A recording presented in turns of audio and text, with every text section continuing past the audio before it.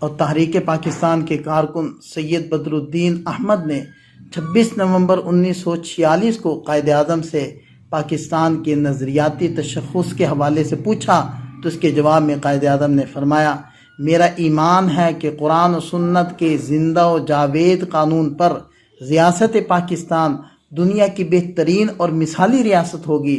مجھے اقبال سے پورا اتفاق ہے کہ دنیا کے تمام مسائل کا حل اسلام سے بہتر نہیں ملتا۔ انشاءاللہ پاکستان کے نظام حکومت کی بنیاد لا الہ الا اللہ ہوگی۔ یہ ایک فلاحی و مثالی ریاست ہوگی۔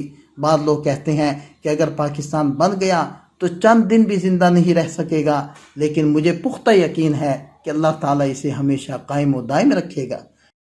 مزید محمد علی جناح صاحب نے فرمایا تھا، میرا ایمان ہے کہ ہماری نجات کا واحد ذریعہ سنہری اصولوں والے اس ضابطۂ حیات پر عمل کرنا ہے جو ہمارے عظیم واضح قانون پیغمبر اسلام نے ہمارے لیے قائم کر رکھا ہے۔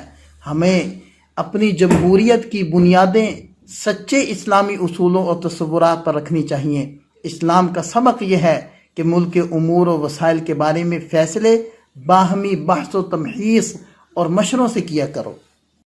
مزید محمد علی جناح رحمۃ اللہ علیہ نے فرمایا، پاکستان کا آئین قرآن مجید ہوگا۔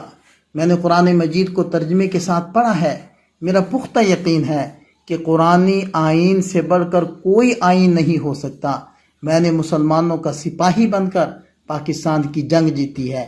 میں قرآنی آئین کا ماہر نہیں، آپ اور آپ جیسے دوسرے علماء کو میرا مشورہ ہے کہ آپ لوگ بیٹھ کر نئے قائم ہونے والے پاکستان کے لیے قرآنی آئین تیار کریں۔ علامہ اقبال نے مغربی نظریہ قومیت کی مخالفت کرتے ہوئے کہا کہ اس میں کفر و الحاد اور مادہ پرستی کے بیج دکھائی دیتے ہیں جو ان کے نزدیک انسانی کے لیے تباہ کن ہے۔ اور محمد علی جناح رحمۃ اللہ علیہ نے فرمایا، وہ کون سا رشتہ ہے جس نے منسلک ہونے والے تمام مسلمان جسد واحد کی طرح ہو گئے؟ وہ کون سی چٹان ہے جس پر ان کی ملت کی عمارت استوار ہے؟ وہ کون سا لنگر ہے جس سے امت کی کشتی محفوظ کر دی گئی ہے؟ وہ رشتہ، وہ چٹان، وہ لنگر خدا کی کتاب قرآن مجید ہے۔ مجھے یقین ہے کہ جو ہم آگے بڑھتے جائیں گے، ہم میں زیادہ سے زیادہ اتحاد پیدا ہوتا جائے گا، ایک خدا، ایک رسول، ایک کتاب اور ایک امت۔ اور مزید محمد علی جناح رحمۃ اللہ علیہ نے فرمایا تھا، اگر ہم قرآن مجید کو اپنا آخری اور قطعی رہبر بنا کر شیوے صبر و رضا پر کاربند ہوں اور اس ارشاد خداوندی کو کبھی فراموش نہ کریں کہ تمام مسلمان بھائی بھائی ہیں، تو ہمیں دنیا کی کوئی ایک طاقت یا کئی طاقتیں مل کر بھی مغلوب نہیں کر سکتی۔